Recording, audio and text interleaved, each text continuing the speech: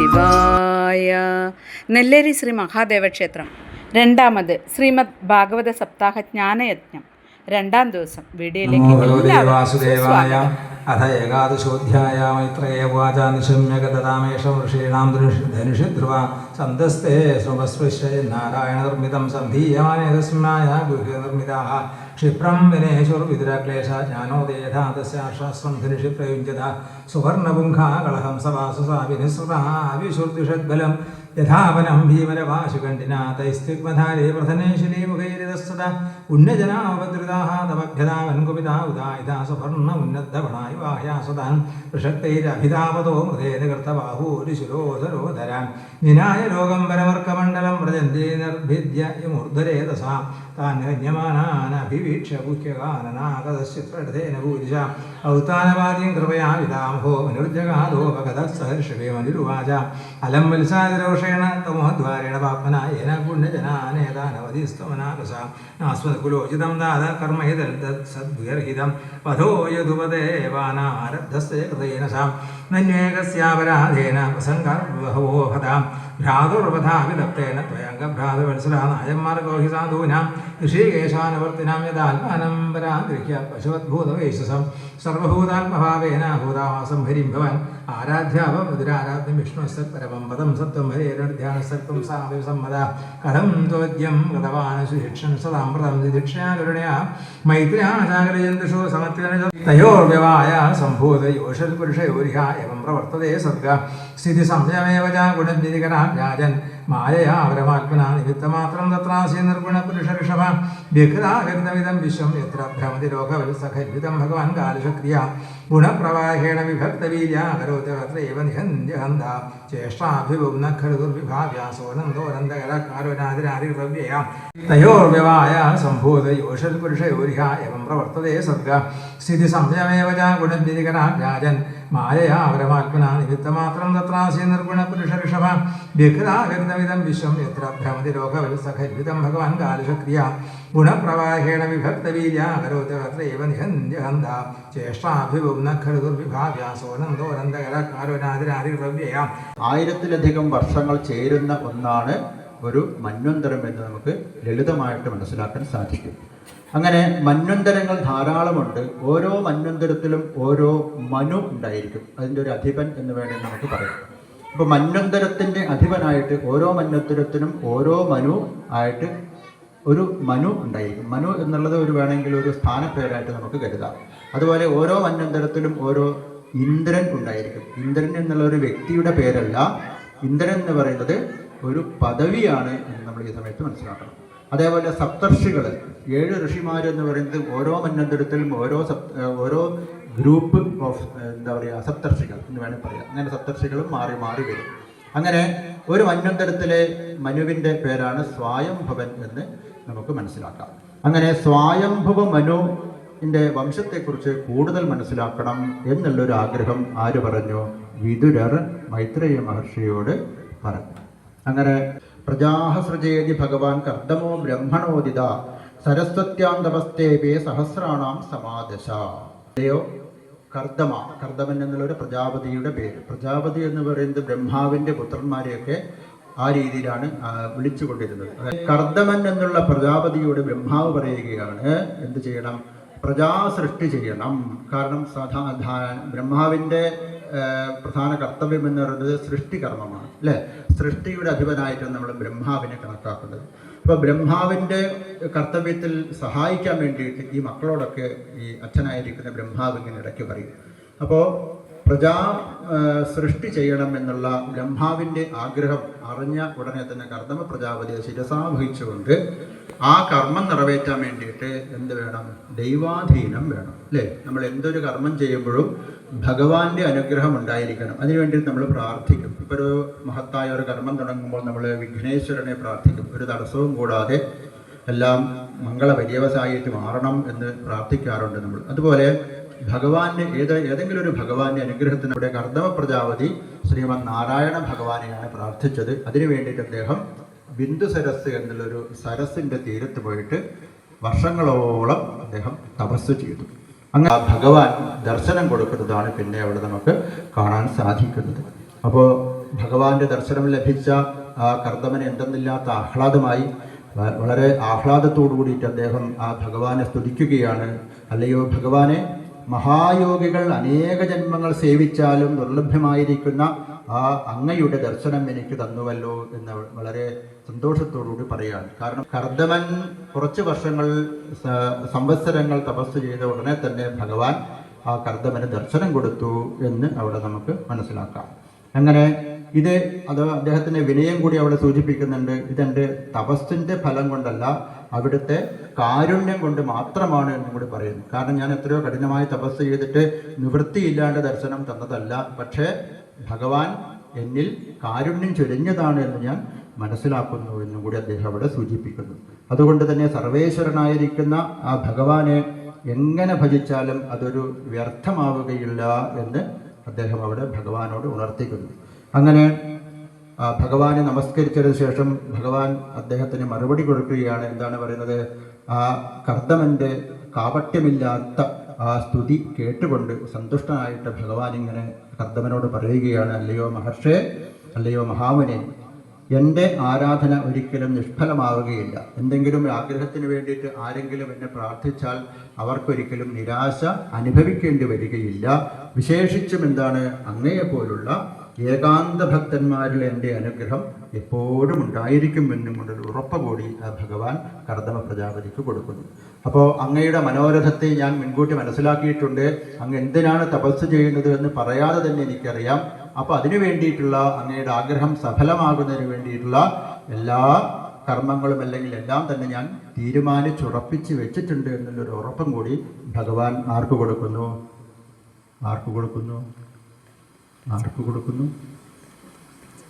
ആരാണ് തപസ് ചെയ്യുന്നത്? കർദമൻ എന്നാണ് പേര്. കർദമ പ്രജാപതിയാണ് തപസ് ചെയ്തത്. കർദമ പ്രജാപതിയുടെ മുൻപിലാണ് ഭഗവാൻ ഇപ്പോൾ പ്രത്യക്ഷപ്പെട്ടിരിക്കുന്നത്. ഭഗവാൻ ഉറപ്പ് കൊടുക്കുന്നു. ഉടനെ തന്നെ എന്താ സംഭവിക്കുന്നത്? ഇനി വരാൻ പോകുന്ന സംഭവങ്ങൾ കൂടി കർദമ പ്രജാപതിക്ക് മുൻകൂട്ടിയിട്ട് ഭഗവാൻ പറഞ്ഞു കൊടുക്കുകയാണ്. സ്വയംഭുവ മനുവിന് 3 പുത്രിമാരുണ്ട്. ആകൂതി, ദേവഹൂതി, പ്രസൂതി എന്നുള്ള 3 പെൺമക്കളുണ്ട്. അതുപോലെ പ്രിയവ്രതൻ, ഉത്താനപാദൻ എന്നുള്ള 2 ആൺമക്കളുമുണ്ട്. ആകെ 5 മക്കളാണ് സ്വയംഭുവ മനുവിന്. ഭാര്യയുടെ പേര് ശതരൂപ എന്നാണ്. അപ്പോൾ സ്വയംഭുവ മനു തൻ്റെ മകളായിരിക്കുന്ന ദേവഹൂതിക്ക് ഒരു ഭർത്താവിനെ അന്വേഷിച്ചുകൊണ്ട് താമസിയാതെ തന്നെ അങ്ങയുടെ ആശ്രമത്തിലേക്ക് അവർ എത്തിച്ചേരും. ആ ദേവഹൂതിയെ അങ്ങ് സ്വീകരിക്കുക. ആ ദേവഹൂതിയിൽ അങ്ങക്ക് 7 പെൺമക്കളുണ്ടാകും. ആ പെൺമക്കൾക്ക് ശേഷം ആൺകുട്ടിയായിട്ട് ഒരേ ഒരു ആൺതരിയായിട്ട് ഞാൻ തന്നെ അവളിൽ ജനിക്കും, അവൾക്ക് മകനായിട്ട് ജനിക്കും എന്നും കൂടിയുള്ള ഉറപ്പ് ഭഗവാൻ കർദമന് കൊടുക്കുന്നു. കർദമന് കൊടുത്തുകൊണ്ട് ഭഗവാൻ ഇവിടെ അപ്രത്യക്ഷനായി മാറുന്നൊരു ആ ഉറപ്പ് ലഭിച്ചതിന് ശേഷം കർദമ പ്രജാപതി ഭഗവാന് നന്ദി പറഞ്ഞുകൊണ്ട് അവിടുന്ന് യാത്ര തിരിക്കുന്നു. ആശ്രമത്തിലേക്ക് തിരിച്ചെത്തുന്നു. അങ്ങനെ ദിവസങ്ങൾക്ക് ശേഷം ഭഗവാൻ പറഞ്ഞതൊരിക്കലും നിഷ്ഫലമാവുകയില്ല. ആ സ്വയംഭുവ മനു, അതുപോലെ ഭാര്യയായിരിക്കുന്ന ശതരൂപ, മകളായിരിക്കുന്ന ദേവഹൂതി 3 പേരും കൂടിയിട്ട് കർദമ പ്രജാപതിയുടെ ആശ്രമത്തിലേക്ക് എത്തിച്ചേരുന്ന ഭാഗമാണ് അടുത്ത അധ്യായത്തിൽ പറയുന്നത്. അങ്ങനെ അവിടെ എത്തിച്ചേർന്നു. വളരെ ആതിഥ്യ മര്യാദയോട് കൂടിയിട്ട് കർദമ പ്രജാപതി രാജാവിനെയും അതുപോലെ രാജ്ഞി അതുപോലെ മകളെ എല്ലാവരെയും സ്വീകരിക്കുന്നു. ആഗമനോദ്ദേശം കർദമ പ്രജാപതിയെ അറിയിക്കുകയാണ്. എൻ്റെ മകളെ അങ്ങ് സ്വീകരിക്കണമെന്ന് അഭ്യർത്ഥിക്കാനാണ് വന്നത്, അല്ലേ? ഇത് ഭഗവാന്റെ നിശ്ചയമാണ്. അവർ 3 പേരും വന്നു. സ്വയംഭവ മനു കർദമ പ്രജാപതിയോട് പറഞ്ഞു, തൻ്റെ മകളെ അങ്ങ് സ്വീകരിക്കണം. ആ കർദമ പ്രജാപതിയെ കണ്ടപ്പോൾ തന്നെ സ്വയംഭവ മനുവിൻ്റെ മനസ്സിൽ, ഇതിനു മുമ്പ് കണ്ടിട്ടില്ല, ഇപ്പോൾ കണ്ട ഉടനെ തന്നെ മനസ്സിൽ തൻ്റെ മകൾക്ക് അനുരൂപനാണ് ഇദ്ദേഹം എന്നും അദ്ദേഹത്തിൻ്റെ ആ തപശക്തി കൊണ്ടുള്ള ഒരു മുഖത്തിൻ്റെ തേജസ്സും, അതുമാത്രമല്ല ഭഗവാനെ നേരിട്ട് കണ്ടിട്ടുണ്ട്. തപസ് ചെയ്തുകൊണ്ട് ഭഗവാൻ പ്രത്യക്ഷപ്പെട്ടിട്ടുണ്ട്. ആ കർദമൻ്റെ മുൻപിൽ ആ കർദമനുമായിട്ട് സംസാരിച്ചിട്ടുണ്ട്. അതിൻ്റെ ഒരു ശക്തിയും കൊണ്ട് അദ്ദേഹത്തെ കാണാൻ തന്നെ ഇങ്ങനെ വളരെ ശോഭയോട് കൂടിയിട്ടുള്ള ഒരു രൂപമായിരുന്നു ആ സമയത്ത്. അപ്പോൾ തന്നെ മകൾക്ക് അനുരൂപനാണ് കർദമ പ്രജാപതി എന്ന് സ്വയംഭവ മനുവിൽ ഒരു ഉറച്ച വിശ്വാസം ഉണ്ടായി എന്നും കൂടെ അവിടെ സൂചിപ്പിച്ചു. അങ്ങനെ ആവശ്യം ഉന്നയിച്ചു. കർദമ പ്രജാപതിക്ക് തിരിച്ചൊന്നും പറയാം അവിടെ വെച്ചു. എന്താണ് വ്യവസ്ഥ? മക്കളുണ്ടാവും. അപ്പോൾ മക്കളോ അല്ലെങ്കിൽ ഞാൻ എന്ത് ചെയ്യും, സന്യാസം സ്വീകരിക്കാൻ പോകും എന്ന് അദ്ദേഹം ഒരു വ്യവസ്ഥ ആദ്യം വെച്ചു. വ്യവസ്ഥയ്ക്ക് ശേഷം അവർ തമ്മിലുള്ള വിവാഹം അവിടെ നടക്കുന്നു. അങ്ങനെ വിവാഹത്തിന് ശേഷം പതിവ്രതയായിട്ട് ദൃഢമായിരിക്കുന്ന പാതിവ്രത്യത്തോടു കൂടിയിട്ട് തൻ്റെ ഭർത്താവിനെ ശുശ്രൂഷിച്ചുകൊണ്ട് തൻ്റെ ആ ഭർത്താവിന് വേണ്ടി മാത്രം ജീവിച്ചുകൊണ്ട് ദേവഹൂതി ഇങ്ങനെ കാലങ്ങൾ കഴിച്ചു കൂട്ടുകയാണ് കർദമനോടൊപ്പം. കർദമൻ കുറേ കാലത്തിന് ശേഷമാണ് ഭാര്യയെ ശ്രദ്ധിക്കുന്നത്. ഭാര്യയെ വെച്ചാൽ ആ രീതിയിൽ ശ്രദ്ധിക്കുന്നത്.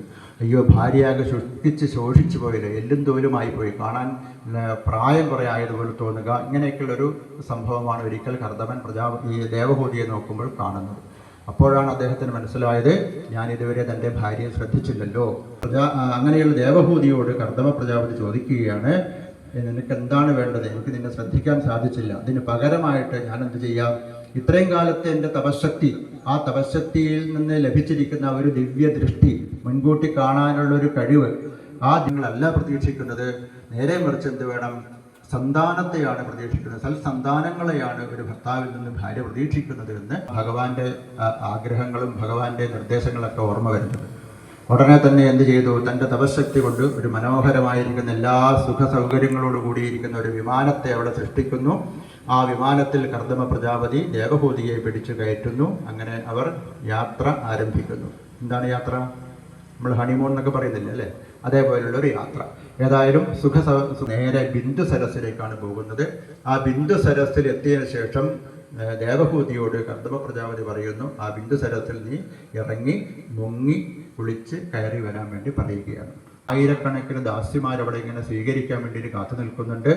അവരെല്ലാവരും തന്നെ ദേവഹൂതിയെ കുളിപ്പിച്ച് സുഗന്ധൈലങ്ങളൊക്കെ പൂശി ആടയാഭരണങ്ങളൊക്കെ ധരിപ്പിച്ച് നല്ല പട്ടുവസ്ത്രങ്ങളൊക്കെ അണിയിച്ച് അങ്ങനെ എത്തിക്കുമ്പോൾ തന്നെ അവളാകെ അവരുടെ വാർദ്ധക്യവും അല്ലെങ്കിൽ ആ ശുഷ്കാവസ്ഥയും എല്ലാം മാറിയിട്ട് നല്ല ദക്ഷിണമൊത്ത ഒരു യുവതിയായിട്ട് മാറിയിട്ടുണ്ടായിരുന്നു ദേവഹൂതി.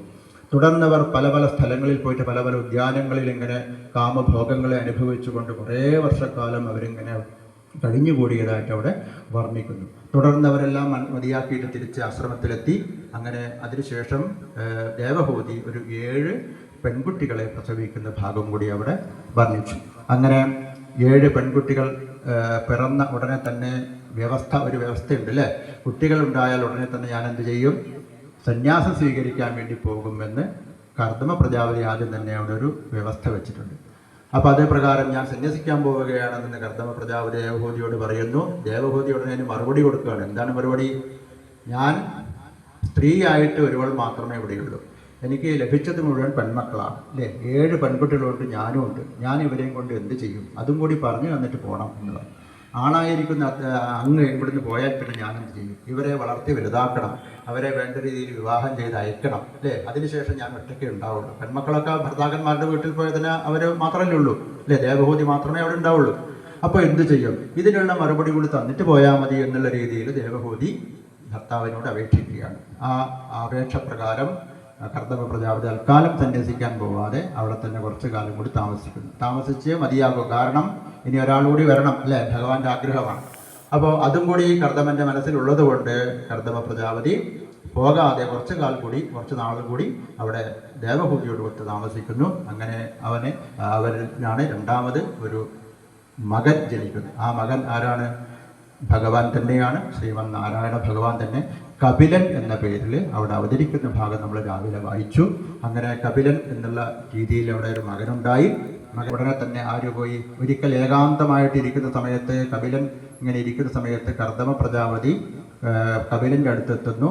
അവിടുന്ന് ആരും കാണാതെ അല്ലെങ്കിൽ ആരും കേൾക്കാതെ കാര്യങ്ങളൊക്കെ തുറന്ന് പറയുന്നു. കാരണം ഇത് കപിലനായി വന്നിരിക്കുന്നത് ഭഗവാനാണെന്ന് കർദമ പ്രജാപതിക്ക് അറിയാം. അതുകൊണ്ട് തന്നെ ഭഗവാനെ ഞാൻ ആഗ്രഹിച്ച പ്രകാരമുള്ള എല്ലാം സംഭവിച്ചു കഴിഞ്ഞിരിക്കുന്നു, എന്നെ സന്യസിക്കാൻ പോകാൻ അനുവദിക്കണം എന്ന് ഭഗവാനോട് അല്ലെങ്കിൽ കപിലനോട് കർദമ പ്രജാപതി അപേക്ഷിക്കുന്ന ഭാഗം കൂടി അവിടെ സൂചിപ്പിക്കുന്നു.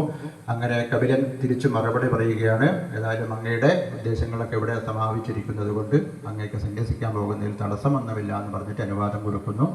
കർദമ പ്രജാപതി സന്യസിക്കാൻ വേണ്ടിയിട്ട് പോകുന്ന ഭാഗം കൂടി അവിടെ സൂചിപ്പിച്ചു.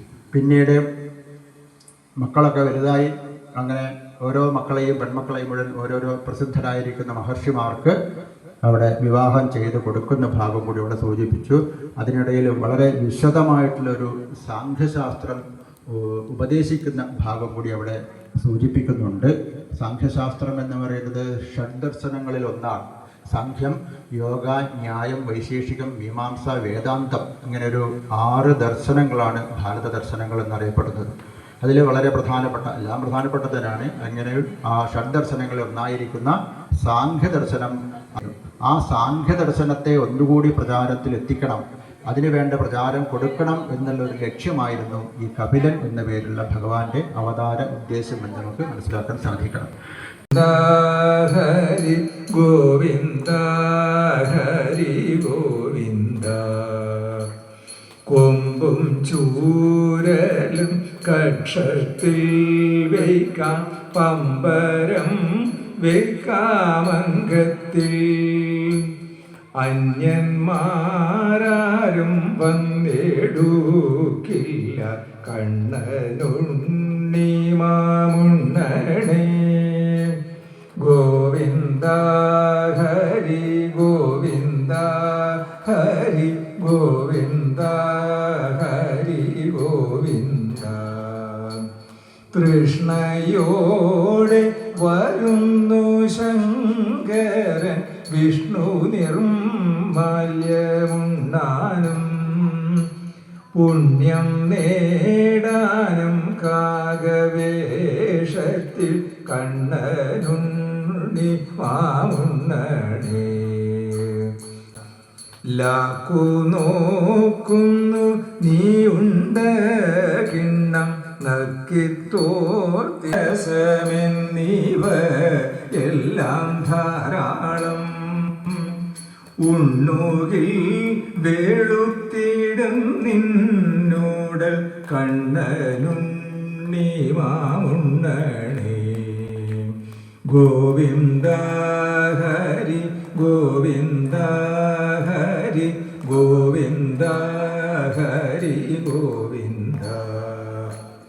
ഗോവിന്ദ ഹരി ഗോവിന്ദ ഹരി ഗോവിന്ദ ഹരി ഗോവിന്ദ.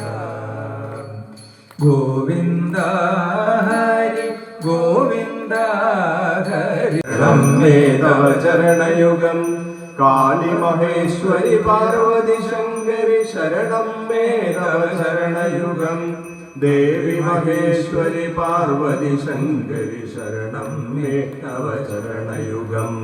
സാംബ സദാശിവ ശംഭോ ശങ്കര, ശരണം മേ തവ ചരണയുഗം. ഹരിഹരപുത്ര ആശ്രിതവത്സല, ശരണം മേ തവ ചരണയുഗം. ശരണം മേ തവ ചരണയുഗം, ശരണം മേ തവ ചരണയുഗം. സർവത്ര ഗോവിന്ദ നാമ സങ്കീർത്തനം, ഗോവിന്ദ ഗോവിന്ദ. പൃഥു കുന്നുകൾ തട്ടി നിരത്തി നീരൊഴുക്ക് ക്രമീകരിച്ച് വെള്ളം അണകെട്ടി നിർത്തി 3 തരത്തിലുള്ള ഭരണ പ്രക്രിയ നടപ്പിൽ വരുത്തിയെന്ന്. ജനപദം എന്നുള്ള പേരിൽ, ഗ്രാമം എന്നുള്ള പേരിൽ, നഗരം എന്നുള്ള പേരിൽ 3 തരത്തിലുള്ള കാര്യങ്ങൾ നടപ്പിൽ വരുത്തി. ഇങ്ങനെയുള്ള മാതൃകക്ക് പൃഥു രൂപം നൽകിയെന്നാണ്. ഇക്കോളജി എന്ന് പറയുന്ന പരിസ്ഥിതി ശാസ്ത്രത്തിൻ്റെ ഏറ്റവും ഉയർന്ന ആദിമ ശാസ്ത്രമാണ് പൃഥുവിൽ കൂടി നമുക്ക് കാണാൻ സാധിച്ചിരിക്കുന്നത്. അപ്പോൾ പൃഥുവിൻ്റെ ചരിത്രം നമ്മളൊന്ന് ഓർമ്മിക്കേണ്ടതാണ്. പിന്നീട് പ്രാചീന ബർഹിസിന്റെ ചരിത്രം വന്നു. പ്രാചീന ബർഹിസ് കിഴക്കോട്ട് ദർഭ വിരിച്ചവൻ എന്നാണ് അർത്ഥം. കിഴക്കോട്ട് ദർഭ വിരിക്കുന്നത് യജ്ഞങ്ങൾക്ക് വേണ്ടിയിട്ടാണ്. കണക്കില്ലാത്ത കണ്ടില്ലാത്ത യജ്ഞങ്ങളെ നടത്തിയ ആളാണ് പ്രാചീന ബർഹിസ്. അപ്പൊ ക്ഷേമം ലഭിക്കാൻ വേണ്ടി 2 സാധനങ്ങളെ നമ്മൾ സമ്പാദിക്കേണ്ടതുണ്ട്. ആദ്യത്തേത് വിഷയവൈരാഗ്യമാണ്, 2 ശ്രീകൃഷ്ണ പാദഭക്തിയാണ്. ഉണ്ടെങ്കിലാണ് നമുക്ക് മുന്നിലേക്ക് പോകാൻ വേണ്ടി സാധിക്കുക. രാജാവ് ആരായിരിക്കണം? ഭക്തി ഉണ്ടാവണം, വിനയമുണ്ടാവണം, പ്രജകളെ സംരക്ഷിക്കാൻ സാധിക്കണം. അതാണ് രാജാവ് വേണ്ടത്. ഇവിടെ പ്രാചീന ബർഹിസ് എന്നുള്ള രാജാവ് ഭണ്ഡാരത്തിലുള്ള പണം മുഴുവൻ ഓരോ യജ്ഞങ്ങൾക്ക് വേണ്ടി ചെലവാക്കിയെന്നാണ്. ഓരോ യജ്ഞങ്ങൾക്ക് വേണ്ടി ചെലവാക്കുക എന്ന് പറയുമ്പോൾ ഭണ്ഡാരത്തിലെ പണം പ്രജകൾക്ക് വേണ്ടി ഉള്ളതാണ്. അതൊക്കെ അംബരീഷനെ കണ്ടുപിടിക്കണം. അംബരീഷന് 1 രൂപ തൻ്റെ ഭണ്ഡാരത്തിൽ എടുക്കാറില്ല. തനിക്ക് വേണ്ടി ഉപയോഗിക്കില്ല, തൻ്റെ മക്കൾക്ക് വേണ്ടി ഉപയോഗിക്കില്ല, തൻ്റെ കൊട്ടാരത്തിന് വേണ്ടി ഉപയോഗിക്കില്ല. മറിച്ച് പ്രജകൾക്ക് വേണ്ടിയിട്ടാണ്, തന്നെ സമീപിക്കുന്നവർക്ക് വേണ്ടിയിട്ടാണ് ഇതൊക്കെ കൊടുത്തിരിക്കുന്നത് എന്ന് കാണാൻ വേണ്ടി സാധിക്കും. അങ്ങനെയുള്ള പ്രാചീന ബർഹിസിന്റെ ചരിത്രം ഇവിടെ സൂചിപ്പിച്ചു. പിന്നീട് രുദ്രഭഗവാൻ പ്രത്യക്ഷപ്പെട്ട് യോഗാദേശം എന്നുള്ള മന്ത്രം പ്രചേതസ്സുകൾക്ക് ഉപദേശിക്കുന്നു. രുദ്രഗീതം എന്ന് പറയുന്നത് രുദ്രനാൽ ഉപദേശിക്കപ്പെട്ടതാണ്. ആരാണ് രുദ്രൻ? സർവചരാത്മാ, സർവചരാചരങ്ങളെയും സംരക്ഷിക്കുന്ന ആളാണ്, ആത്മാവാണ് രുദ്രൻ. ഭഗവാൻ ആത്മജ്ഞാനികൾക്ക് കുറച്ചുകൂടി ശ്രേയസ് കൊടുക്കുന്നു. അതാണ് ഭഗവാന്റെ പ്രത്യേകത ഇവിടെ സൂചിപ്പിച്ചിരിക്കുന്നത്. ചതുരാത്മാ ചതുർവ്യൂഹ എന്നൊരു പദം വിഷ്ണു സഹസ്രനാമത്തിലുണ്ട്. ഭീഷ്മപിതാമകൻ ഭഗവാനെ സ്തുതിക്കുന്ന സമയത്ത് ചതുരാത്മാ ചതുർവ്യൂഹ, ബ്രഹ്മസൂത്ര ഭാഷ്യത്തിൽ ആചാര്യസ്വാമികൾ ഈ തത്വം 4ആയിട്ട് വിഭജിച്ച് പറഞ്ഞു എന്നാണ്. അതില് വാസുദേവൻ, സംഘർഷണൻ, പ്രദ്യുമ്നൻ, അനിരുദ്ധൻ, ഇവരാണ് ഈ ചതുരാത്മാവ്, ചതുർവ്യൂഹം എന്ന് സൂചിപ്പിച്ചിരിക്കുന്നത്. വ്യൂഹരൂപേണ ശരീരത്തിൽ സ്ഥിതി ചെയ്യുന്ന ആൾക്കാരാണ് വാസുദേവനും സംഘർഷണനും പ്രദ്യുമ്നനും അനിരുദ്ധനും. വാസുദേവൻ എന്ന് പറഞ്ഞാൽ ആരാണ്? പഞ്ചഭൂതങ്ങൾ, പഞ്ചതന്മാത്രങ്ങൾ, ഇന്ദ്രിയങ്ങൾ എന്നീ ഉപാധികളോടുകൂടി ജീവന്റെ നിയന്താവും ആയിട്ടുള്ള ആളെയാണ് വാസുദേവൻ എന്ന് വിളിച്ചിരിക്കുന്നത്. അങ്ങനെയുള്ള വാസുദേവന് നമസ്കാരം. സംഘർഷണൻ എന്നുള്ള പേര് സൂചിപ്പിച്ചു. സർവസംഹാരകൻ എന്നാണ് ഇതിനർത്ഥം കൊടുത്തിരിക്കുന്നത്. സർവസംഹാരകൻ എന്ന് പറയുന്നത് അഹങ്കാരത്തിന്റെ ദേവതയാണ്. അതുകൊണ്ട് നമസ്കാരം എന്ന് പറഞ്ഞിരിക്കുന്നു. പ്രദ്യുമ്നൻ എന്ന് പറയുന്നത് ലോകത്തിന് മുഴുവൻ ചൈതന്യം പ്രദാനം ചെയ്യുന്നവനാണ്, ബുദ്ധി തത്വത്തിന്റെ അധിഷ്ഠാന ദേവനാണ്. അങ്ങനെയുള്ള പ്രദ്യുമ്നന് നമസ്കാരം. അനിരുദ്ധൻ എന്ന് പറഞ്ഞാൽ ആരാണ്? അനിരുദ്ധൻ എന്ന് പറഞ്ഞാൽ ഇന്ദ്രിയങ്ങളെ നിയന്ത്രിക്കുന്ന മനസ്സിന്റെ അധിഷ്ഠാന ദേവതയാണ്. അങ്ങനെയുള്ള അനിരുദ്ധന് നമസ്കാരം. പിന്നീട് അനവധി ആൾക്കാർ നമസ്കരിക്കുന്നുണ്ട്. സൂര്യനെ നമസ്കരിക്കുന്നു, അഗ്നിയെ നമസ്കരിക്കുന്നു, സോമനെ നമസ്കരിക്കുന്നു, ജലത്തെ നമസ്കരിക്കുന്നു, പൃഥ്വിയെ നമസ്കരിക്കുന്നു. എന്നിട്ട് രുദ്രഗീതം ഉപസംഹരിക്കുകയാണ് ചെയ്തിരിക്കുന്നത്. രുദ്രഗീതം പഠിക്കുക, ശ്രീഹരിയെ പൂജിക്കുക, എന്നാൽ ശ്രേയസിനെ പ്രാപിക്കും എന്നാണ് ഇവിടെ സൂചിപ്പിച്ചിരിക്കുന്നത്. ഇങ്ങനെയൊക്കെ ചെയ്യുന്ന സമയത്ത് അഥാതോ ബ്രഹ്മജിജ്ഞാസ, ഇങ്ങനെയൊക്കെ ചെയ്യുന്ന സമയത്ത് ഈശ്വരനെ കുറിച്ചുള്ള അറിവ് നമുക്ക് ലഭിക്കും, ഈശ്വരനെ അറിയാൻ വേണ്ടി സാധിക്കും എന്നാണ് നമ്മളോട് സൂചിപ്പിച്ചിരിക്കുന്നത്. ഇവിടെ ഒരു ജീവൻ എന്ന് പറയുന്നത് ആരാണ് എന്ന് നമ്മൾ ഓർമ്മിക്കേണ്ടത്. ജീവസ്യ തത്വജിജ്ഞാസ നാഥോ യജ്ഞേഹ കർമ്മഭി. ജീവിതത്തിൽ വേണ്ടവണ്ണം കർമ്മങ്ങൾ അനുഷ്ഠിച്ചാൽ എല്ലാ ശ്രേയസ്സുകളും കിട്ടുമെന്നാണ് രാജാവ് പഠിച്ചത്. ഇവിടെ നാം ഓർമ്മിക്കേണ്ടത്, ഹിംസ ചെയ്ത് ദോഷം ബാധിച്ച് ആ ജീവൻ ഉയരുന്നതിന് പകരം അധപ്പതിക്കുകയാണ് ചെയ്യുന്നത്. ഒരു ജന്തുവിനെ ഹിംസിക്കുമ്പോൾ 6 പേർക്ക് ഈ യാതന, ഈ പാപം അനുഭവിക്കേണ്ടി വരും. ആരൊക്കെ 6 പേര്? ആദ്യത്തെ ആള് അറിഞ്ഞോ അറിയാതെയോ ഹിംസക്ക് പ്രേരിപ്പിച്ചയാൾ. രണ്ടാമത്തെ ആള് കൊല്ലാൻ സഹായിച്ചയാള്. മൂന്നാമത്തെ ആള് കൊല നടത്തിയയാള്. നാലാമത്തെ ആള് ആ മാംസം വാങ്ങിയയാള്. അഞ്ചാമത്തെ ആള് അത് പാചകം ചെയ്തയാള്. ആറാമത്തെ ആള് ആ മാംസം കഴിച്ചയാള്. എന്ത് മനസ്സിലായെന്ന് എനിക്കറിയില്ല. അപ്പൊ ഒന്ന് തിന്നുന്ന സമയത്ത് ആദ്യം ആരൊക്കെയാണ് ഈ പ്രവൃത്തിക്ക്, ഈ പാപത്തിന് ഹേതുവായിട്ടുള്ളവര് എന്ന് നമ്മളൊന്ന് ഓർമ്മിക്കണം. ഇപ്പൊ കർമ്മകാണ്ഡത്തിന്റെ മാർഗം വളരെ പ്രയാസമുള്ളതാണ് എന്ന് സൂചിപ്പിക്കുകയാണ്. നാരദൻ ഈ അപകടത്തെക്കുറിച്ച് പ്രാചീന ബർഹിസിനെ മനസ്സിലാക്കി പിന്നീട് ചെയ്തത് പുരഞ്ജനോപാഖ്യാനം എന്ന് പറഞ്ഞ ആ കഥ പറയുകയാണ് ഇവിടെ ചെയ്തിരിക്കുന്നത്. പുരഞ്ജനൻ എന്നൊരു രാജാവുണ്ടായിരുന്നു. ആ പുരഞ്ജനൻ ഹിമാലയത്തിൽ കൂടി സഞ്ചരിക്കുന്ന സമയത്ത് നവദ്വാരങ്ങളോട് കൂടിയ ഒരു കൊട്ടാരം കണ്ടു. വലിയ കൊട്ടാരമാണ്. അതിന് 9 ഗോപുരങ്ങൾ ഉണ്ടായിരുന്നു. അപ്പോഴാണ് ഒരു പെൺകുട്ടി, അതിസുന്ദരിയായ പെൺകുട്ടി അതിൽ നിന്ന് പുറത്തേക്ക് വരുന്നത്. ആ കന്യകയോടൊപ്പം തന്നെ 5 തലയുള്ള ഒരു പാമ്പുണ്ട്. പിന്നീട് 10 ബലിഷ്ഠന്മാരായിട്ടുള്ള ഭൃത്യന്മാരുണ്ട്, അവരുടെ ഭാര്യമാരുണ്ട്. ഇവരൊക്കെ ഇറങ്ങി വരികയാണ്. ആരാണ് പുരഞ്ജനൻ? പുരഞ്ജനൻ എന്ന് പറയുന്നത് നമ്മുടെ ശരീരത്തിലിരിക്കുന്ന ജീവൻ തന്നെയാണ് പുരഞ്ജനൻ. ആ കന്യക എന്ന് പറയുന്നത് ബുദ്ധിയാണ്. പുരഞ്ജനൻ ചോദിക്കുകയാണ്, കാത്വം, നീ ആരാണ് എന്ന് ചോദിച്ചു. നീ ആരുടെ മകളാണെന്ന് ചോദിച്ചു.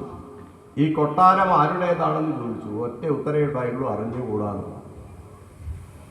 അപ്പൊ പുരഞ്ജനൻ വീണ്ടും ചോദിക്കുകയാണ്, ഞാൻ കല്യാണം കഴിക്കട്ടെ എന്നാണ് അടുത്ത ചോദ്യം. അപ്പൊ കല്യാണം കഴിക്കട്ടെ എന്ന് ചോദിച്ച സമയത്ത് പറയുകയാണ്, കല്യാണം കഴിക്കുന്നതിനെ കുറിച്ച് പ്രശ്നമൊന്നുമില്ല, പക്ഷെ എന്ത് ചെയ്യണം? ഞാൻ ചിരിക്കുന്ന സമയത്ത് ചിരിക്കണം, കിടക്കുന്ന സമയത്ത് കിടക്കണം, ഉറങ്ങുന്ന സമയത്ത് ഉറങ്ങണം, ഭക്ഷണം കഴിക്കുന്ന സമയത്ത് കഴിക്കണം, പിന്നെയോ ഞാൻ യാത്ര ചെയ്യുന്ന സമയത്ത് ചെയ്യണം. ഇങ്ങനെ ഒരു വ്യത്യസ്ത തരത്തിലുള്ള കാര്യങ്ങൾ പറഞ്ഞു കൊടുത്തു എന്നാണ്. ഇപ്പൊ പുരഞ്ജനൻ ഇതൊക്കെ കേട്ട സമയത്ത് ഏതായാലും ഇത്രയും സൗന്ദര്യമുള്ള ഒരാളെ കിട്ടാൻ വലിയ പ്രയാസമാണ്, അതുകൊണ്ട് വിവാഹം കഴിക്കാം എന്ന് തീരുമാനിച്ചു. സാഹിത്യം എന്ന വാക്ക് നമ്മൾ കേട്ടിട്ടുണ്ട് അല്ലേ? സാഹിത്യം എന്താ? സാഹിത്യം എന്ന് പറഞ്ഞാൽ സഹിതഭാവം എന്നർത്ഥം. സാഹിത്യം എന്ന് പറഞ്ഞാൽ സഹിതഭാവം. സഹിതഭാവം എന്ന് പറഞ്ഞാൽ ഒരുമിച്ചിരിക്കുക. ആരോടാണ് ഒരുമിച്ചിരിക്കുന്നത്? ഒരു വസ്തുവിന്റെ സഹായം കൂടാതെ പ്രകാശിക്കുന്ന ഒരു വസ്തുവുണ്ട്. ആ പ്രകാശിക്കുന്ന വസ്തുവെ ഈശ്വരൻ എന്നാണ് പറയുക. ജീവന് ആരുമായിട്ടുള്ള മേളനമാണ് നടക്കുന്നത്. സർവഭൂതാനാം ഹൃദയേശേ, സകല ചരാചരങ്ങളുടെ ജീവൻ എന്ന് പറയുന്നത് ഹൃദയത്തിലാണുള്ളത്. ഹൃദയത്തിലാണ് ജീവേശ്വരന്മാർ ബന്ധപ്പെടുന്നത്. ഇവിടെ ഭാരതത്തിൽ മനുഷ്യനായി ജനിച്ച ജീവനെയാണ് പുരഞ്ജനൻ എന്ന് വിളിച്ചിരിക്കുന്നത്. മനുഷ്യ ശരീരത്തെ കളിപ്പാവയാക്കുന്ന ബുദ്ധിയാണ് പുരഞ്ജനി. ബുദ്ധിയുടെ പിടിവിട്ട് മനസ്സ് പോകുന്ന പോക്കിനെയാണ് സ്വപ്നം എന്ന് പറയാം. ഇങ്ങനെയുള്ള കാര്യങ്ങളാണ് പുരഞ്ജനോപാഖ്യാനത്തിൽ കൂടി സൂചിപ്പിച്ചിരിക്കുന്നത്. പുരഞ്ജനപുരത്തെ ആക്രമിച്ച് കീഴ്പ്പെടുത്തിയ ചണ്ഡവേഗൻ എന്നുള്ളത് കാലം തന്നെയാണ്. ദാസിമാര് ദിനരാത്രങ്ങളാണ്. നമ്മളോട് പറയാണ്, നമ്മയൊക്കെയും ബന്ധിച്ച സാധനം കർമ്മമെന്നറിയേണ്ടതോ മുമ്പിനാൽ, യുഗം 4 നല്ലു കലിയുഗം സുഖമേ തന്നെ മുക്തി വരുത്തുവാൻ, കൃഷ്ണ കൃഷ്ണ മുകുന്ദ ജനാർദ്ദന കൃഷ്ണ ഗോവിന്ദരാമ എന്നിങ്ങനെ. എത്ര കാലം ജീവിച്ചിരിക്കുമെന്ന് ആർക്കെങ്കിലും പറയാൻ പറ്റുമോ? വെള്ളത്തിലെ കുമിള പോലെ ദുർബലമായി ഉടലിൽ ആയുസ് നിലനിർത്തുന്നത് ഒരു നേർത്ത പ്രാണനാണ്. ഒറ്റ ശ്വാസം മുകളിലേക്ക് വലിച്ചാൽ തീരുന്നതേ ഉള്ളൂ. ഇതാണ് നമ്മളോട് പറഞ്ഞിരിക്കുന്നത്. ഒട്ടും ഓർത്തിരിക്കാതെ ഈ ഭൗതികമായ ദുഃഖങ്ങൾക്ക് വേണ്ടിയിട്ടുള്ള അധ്വാനത്തിൽ അത് തകർന്നു പോകുന്നതേ ഉള്ളൂ. ഇത് നമുക്ക് ഓർമ്മിക്കാൻ വേണ്ടി സാധിക്കണം. നളിനി ദളഗത ജലമതി തരളം ശശ്വൽ ജീവിതം അതിശയ ചപ്പല്ലം. ഒരു താമര ഇലയുടെ മുകളിൽ വെള്ളത്തുള്ളികൾ ഉണ്ടായാൽ കാറ്റടിച്ചു കഴിഞ്ഞാൽ എന്താവും? ഉരുണ്ട് വെള്ളത്തിൽ തന്നെ വീഴും. എത്ര സമയം നിൽക്കും ഇത്? വളരെ കുറച്ച് സമയമാണ് നിൽക്കുക. യാവത് പവനോ നിവസതി ഗേഹേ താവത് പൃച്ഛതി കുശലം ഗേഹേ ഗതവതി വായോ ദേഹാപവായോ ഭാര്യ ബിഭ്രതി തസ്മിൻ കായേ. യാവത് ദേഹേ പവനഃ നിവസതി, ദേഹത്തിൽ പ്രാണൻ ഉള്ളിടത്തോളം കാലം, താവത് ഗേഹേ കുശലം പൃച്ഛതി, വീട്ടില് കുശലം പറയാൻ ആൾക്കാരൊക്കെ വരും.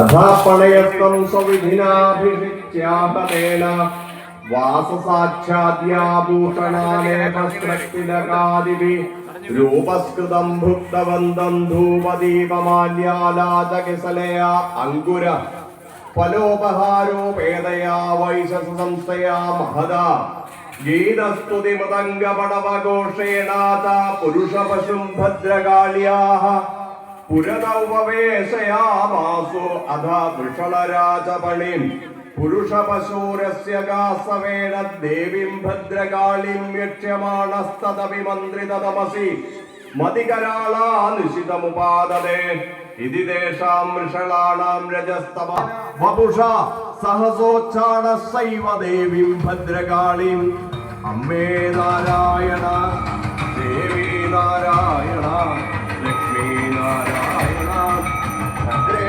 നാരായണ.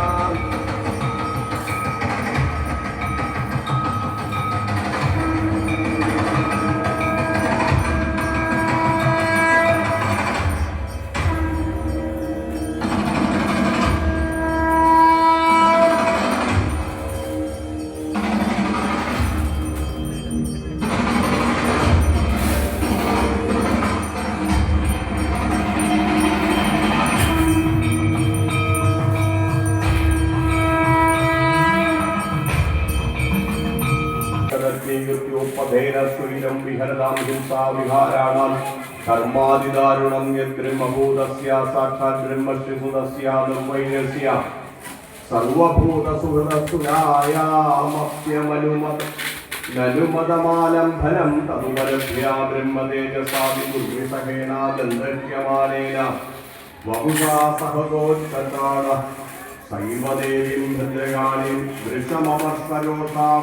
ശ്രീമദ് ഭാഗവത സപ്താഹ ജ്ഞാനയജ്ഞം രണ്ടാം ദിവസം ഭദ്രകാളി അവതാരം ഇവിടെ പൂർണ്ണമാകുന്നു. വീഡിയോ കണ്ട എല്ലാവർക്കും അമ്മയുടെ അനുഗ്രഹം ഉണ്ടാകട്ടെ എന്ന് പ്രാർത്ഥിക്കുന്നു.